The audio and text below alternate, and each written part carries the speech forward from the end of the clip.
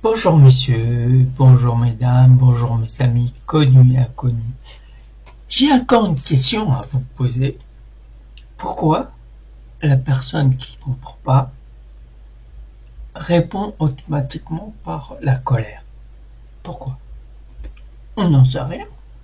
Il suffit simplement de demander de répéter et on répète pour que la personne comprenne. La chose qui a détruit l'humanité, c'est bien je vous laisse deviner, c'est un moniteur, un clavier et une souris. Donc, vous avez deviné, j'entends à gauche, le PC, l'ordinateur, bien entendu que c'est l'ordinateur. Hormis l'ordinateur, il y a le portable, le téléphone portable.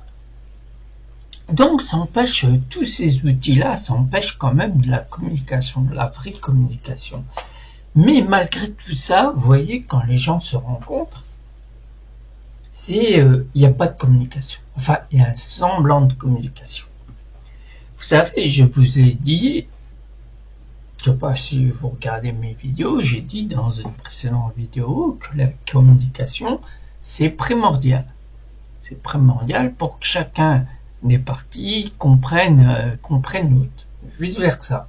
Vous voyez, vous me suivez ce cas-là. Mais comme j'ai débuté, j'ai dit pourquoi la plupart des gens, quand ils ne comprennent pas, ils répondent par la colère. Ça, je n'ai pas compris. Alors, comme je vous ai dit, il suffit de répéter et puis la personne comprend. Vous savez très bien que c'est une bataille d'opinion. C'est une bataille d'existence. Qui a le droit de respirer ou quoi que ce soit. Donc jusqu'à là, je vous apprends rien, vous voyez tout ce qui se passe autour de vous et tout.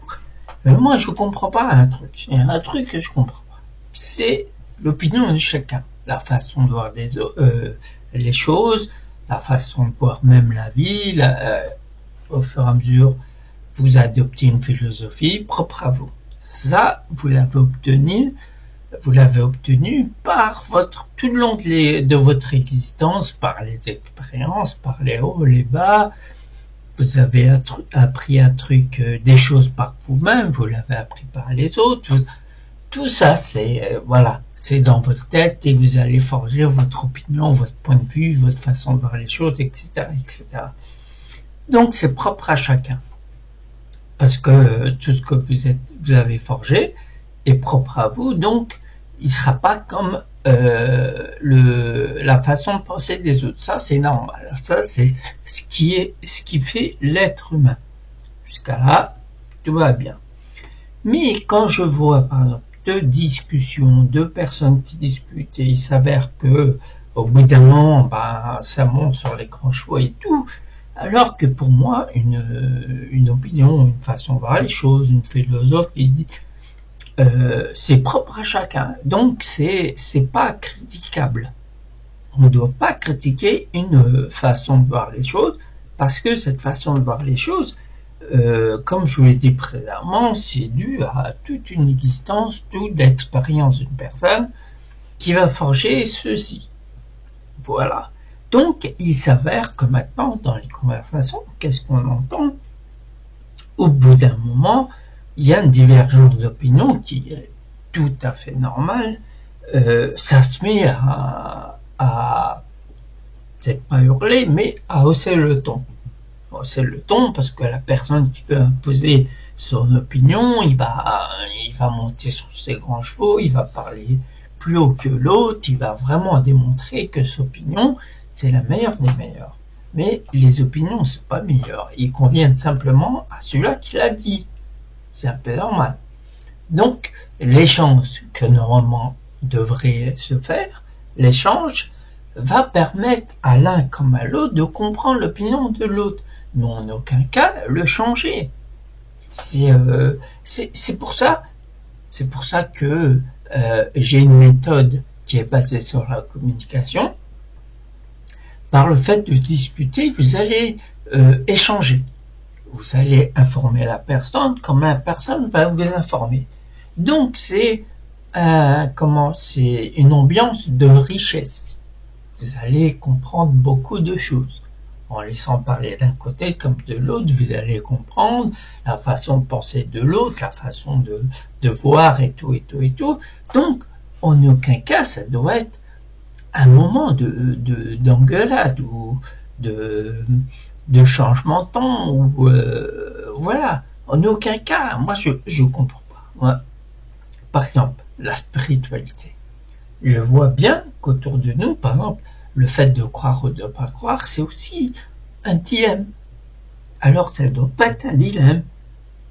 Comme la spiritualité, c'est propre à chacun, la spiritualité, c'est par rapport à toute l'expérience, à la vie de chacun et tout. Donc, elle ne doit pas être débattue. Elle doit être échangée.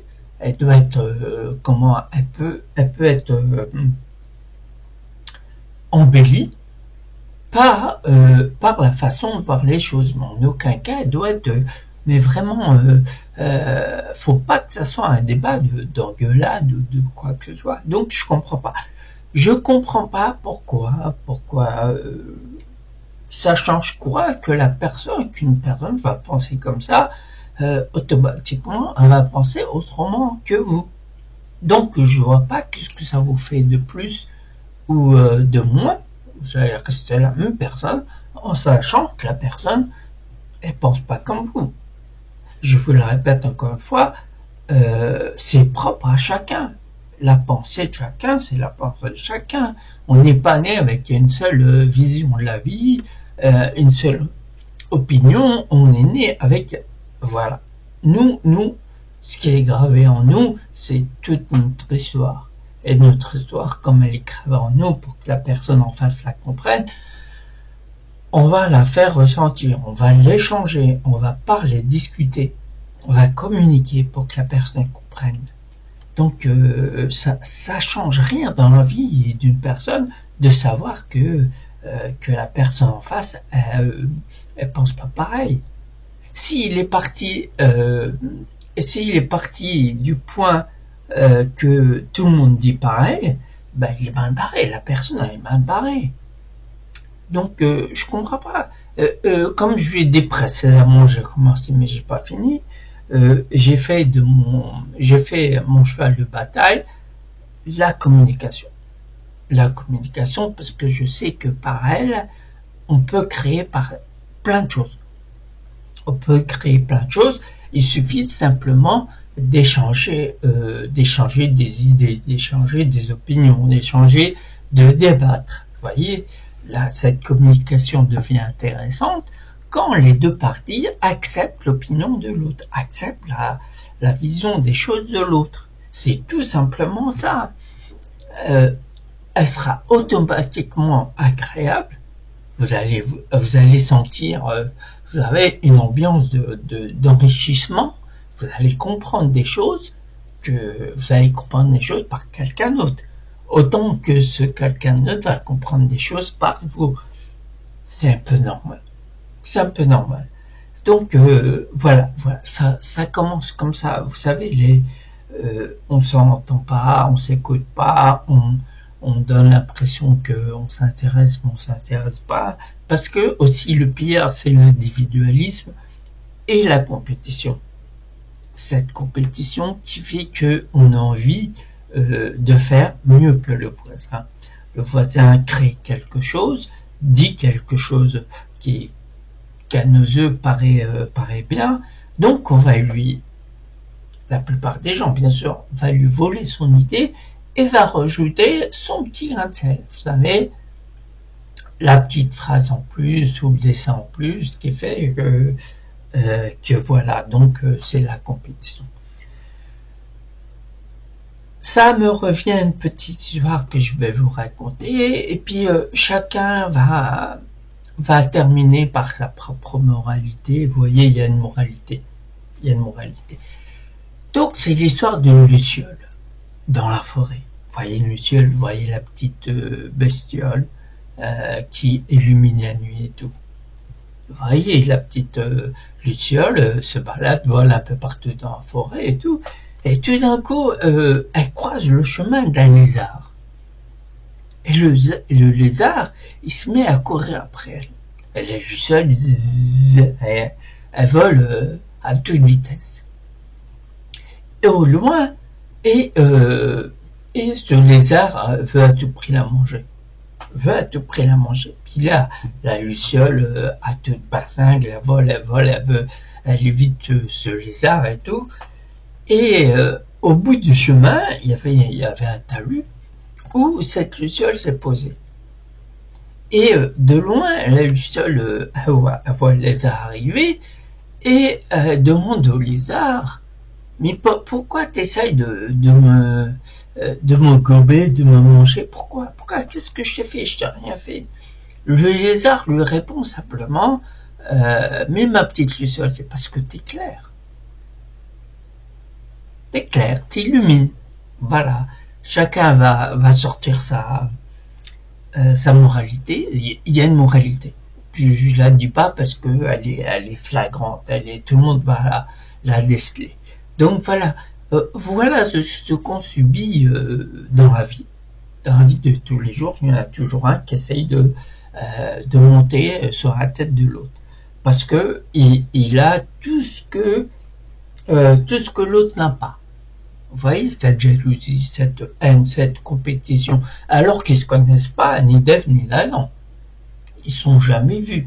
Mais par contre, il y a une des deux personnes qui a obtenu par sa volonté, et a obtenu tout ce qu'il avait envie d'obtenir. Et forcément, dans le lot, il y a une personne qui est jalouse, donc va essayer d'obtenir ce que l'autre a obtenu, mais ne veut pas faire l'effort que cette personne qui a tout veut pas faire l'effort de cette personne.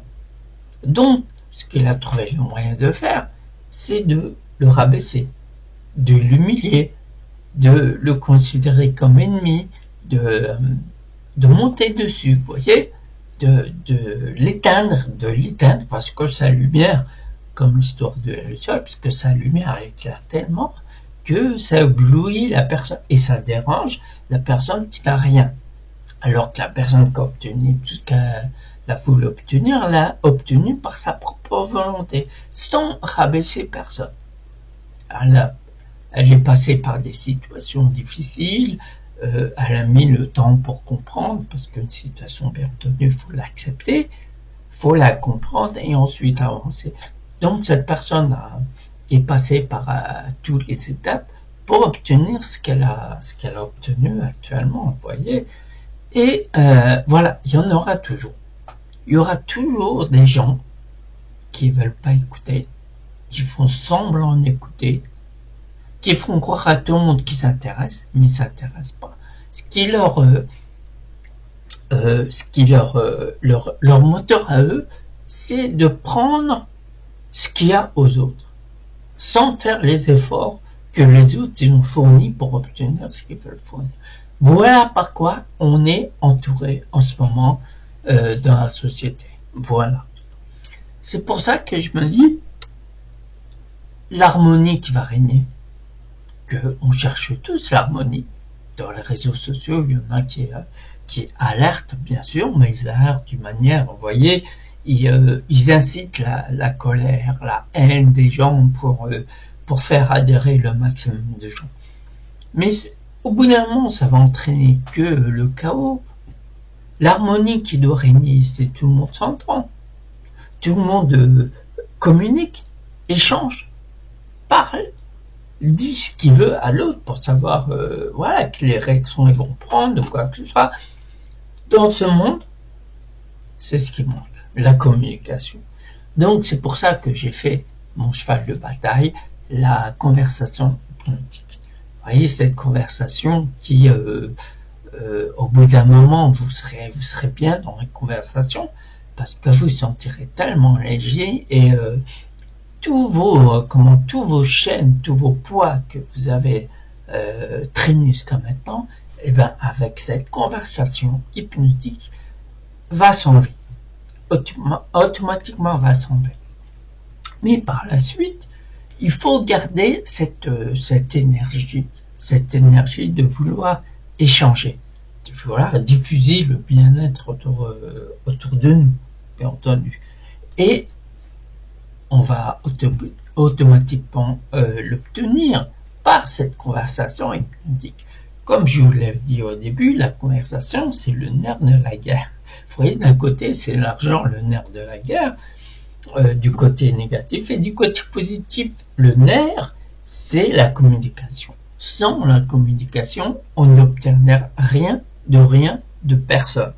Donc, il y a beaucoup de gens qui disent « Oh, j'en ai marre, que tout le monde est contre moi, je suis seul, la solitude me pèse et tout. » Mais d'un côté, la solitude, elle est bénéfique. Si cette solitude, vous remarquez, elle persiste. Donc, vous devez rester seul un moment et autant de fois que aussi longtemps que vous ressentez cette solitude. Parce que il faut que vous vous centrez sur vous. C'est pas moi qui l'invente, c'est la situation dans laquelle vous vivez qui vous fait dire tout ça. Arrêtez, essayez de comprendre vos solitudes. Pourquoi vous êtes seul? Parce que j'ai toujours dit que la solitude, c'est un bienfait. C'est un bienfait, il faut que tout le monde apprenne à vivre tout seul. Tout le monde apprenne à se focaliser sur lui-même. Parce que la seule personne que vous connaissez pas au monde, c'est vous-même. Donc, commencez à vous poser les bonnes questions et vous dire, je vais essayer d'en faire une force, cette solitude. Moi, j'ai commencé ma vie, j'ai été timide. Vous voyez, tout ce temps-là que j'ai passé à ne rien dire, eh ben, je me rattrape.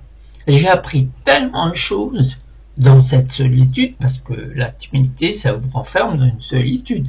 La solitude, au début, vous croyez que c'est une tare. Vous croyez que ça va vous détruire. En fait, compte, au fur et à mesure des années qui passent, je grandis, et avec ces années qui passent, je comprenais petit à petit que cette solitude m'a beaucoup appris, m'a beaucoup mis dans l'écoute. J'écoutais beaucoup les gens, je les écoutais parler, je les regardais. Vous êtes dans l'observation, dans l'écoute intense. Ceci s'est passé sur des années, des décennies entières, jusqu'à quand j'ai commencé à vraiment à avoir un appartement et tout. Vous voyez, c'est de mon enfance jusqu'à mes jeunes années d'adulte, j'étais timide. Après, et puis toutes ces années-là, au fur et à mesure que je grandis, je prenais confiance en moi. Donc, en fin de compte, je me suis aperçu que tout ce que j'observais, tout ce que j'entendais, ça m'a appris en ce moment, ça m'apprend beaucoup. Parce que tout ce que j'ai observé, tout ce que j'ai écouté, c'est les situations dans lesquelles on passe tous. Vous voyez, quand vous passez votre temps à comprendre la situation, à accepter la situation dans laquelle vous êtes, à la comprendre et à avancer, au fur et à mesure des années qui passent, vous devenez de plus en plus authentique. Parce que vos faiblesses, tout ce qui était faiblesse auparavant, c'est devenu une force. Vous voyez? Donc, je vais pas, vous voyez, dans une conversation, je vais pas vous dire directement les solutions. Parce que les solutions, on les obtient avec cet échange, cette communication, cette conversation hypnotique que je vous dis jusqu'à maintenant. Ces solutions vont se trouver dans cet état hypnotique qui est, je vais cette ambiance, je vais vous la mettre, et vous allez être... enfin, moi je l'ai appelé hypnotique, mais c'est plutôt... Vous êtes conscient dans tout ce que vous dites, tout ce que vous faites, vous êtes conscient. C'est plutôt un état de concentration. Voilà. Vous voyez, comme je dis dans plusieurs vidéos, c'est comme si vous regardez un bon film ou vous lisez un bon livre. Vous voyez, cette concentration que vous avez, ben vous aurez la même dans cette conversation qu'on aura ensemble, cet échange hypnotique qui va vous faire ressortir grandi. Vous voyez, c'est comment je pourrais dire grandi, et vous aurez envie par vous-même de rester dans cette ambiance. Voyez, jusqu'au jour, parce que cette ambiance, je peux vous la donner autant de fois qu'on échange ensemble, mais au bout d'un moment, vous allez tellement accumuler de choses qu'on aurait échangées ensemble, que vous allez décider d'obtenir cette ambiance par vous-même. Et après, quand vous allez l'obtenir, eh ben, vous allez reproduire ça partout où vous allez. Donc, de là où que la conversation hypnotique a existé. Quand je me suis aperçu, il n'y a pas longtemps. Je savais que j'avais cette conversation qui attirait l'attention des gens, mais je savais pas comment la nommer. À part conversation, à part coach de développement personnel, le développement personnel et tout. À propos, c'est pas coach de développement personnel. C'est du développement, mais je veux dire, moi je préfère appeler ça de bien-être intérieur. Vous voyez, pour référence, le bien-être extérieur, c'est tout ce qui est le sport. Vous voyez, moi c'est le bien-être intérieur, tout ce qui est spirituel, tout ce qui est esprit, tout ce qui est émotion, tout ce que vous ressentez. Vous voyez, tout ce qui est en vous, moi je le fais ressortir. Tout ce qui est pas bon, on l'analyse, on le comprend et on avance ensemble par rapport à cet échange. Voilà, messieurs, dames. Donc, vous voyez cette vidéo, bien sûr. Cette vidéo, c'est pour attirer votre attention sur le manque de communication, mais en réel. Parce que, vous savez, on peut très bien communiquer par le biais d'Internet, mais ça permet aux gens, ceux qui sont timides, ceux qui sont malveillants, vous voyez, de se lâcher.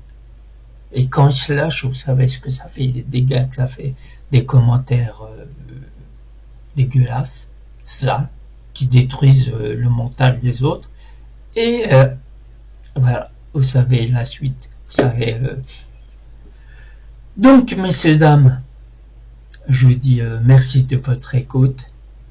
Bonne soirée ou bonne journée et à très vite pour mes nouvelles aventures. Au revoir.